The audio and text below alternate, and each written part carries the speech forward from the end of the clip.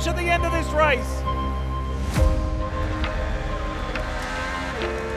You may remember last year here at Iowa, I had a little bit of a flying trapeze act in an IndyCar. I don't recommend that to anyone, but we're on track right now, standing in the location where the first impact happened on the final lap of race 2 here at Iowa. I remember the scenario very clearly. Unfortunately, I think I would have liked to have gotten knocked out and not remember any of it, but during that race, I could see going to the last stint that guys were going to have to fuel save because of the crazy cautions and the pit stops that happened before.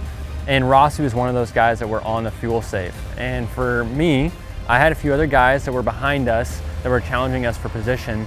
And so when we entered the corner back at turn 1, it looks like it's a long ways from here, but it's really happening quite quickly when you're in the car. But I realized just before the exit that he wasn't going to the inside. You know, he's rolling the speed through the turn, I was rolling the speed through the turn, and he kind of got stuck, I think, between these two top lanes. And so I was fully committed to the outside initially, but when I realized as we got to the exit of the turn that he was not heading to pit lane, I made a late reaction dive to go back to the inside, and it just wasn't enough time to react at those speeds, those closing rates, because he ran out of fuel just before I got to him. So the engine kind of choked, sputtered a little bit, and then that closing rate kind of multiplied. But this is the first launching point. I just remember looking out of the aero screen and seeing the top of the catch fence and thinking, just when things like that happen, time slows down. And as I flew through the air thinking about those things, I kind of just asked the question of, okay, what's going to happen to me? I was braced for impact, and there wasn't a whole lot of hope of walking away without injury. But luckily, as I came down a few hundred feet down the road, that first impact was kind of cushioned, if you will, by the back of the car. I think it was my left rear tire came down first. And when it did, it kind of took the blow, the energy out of the car before I started tumbling. As we continue down the straightaway, this is the first point when I made contact with the ground after flying, and then I kind of skipped. If you've ever been rock skipping, I think that's what I did with an IndyCar. I went IndyCar skipping, and then I landed at the next Iowa Speedway sign. They have the fastest short track on the planet sign right in the middle of the back straightaway. So I exited the turn, flew through the air, landed quarter of the way down, and then landed again 3/4 of the way down, and then came skidded to a stop on top of the halo.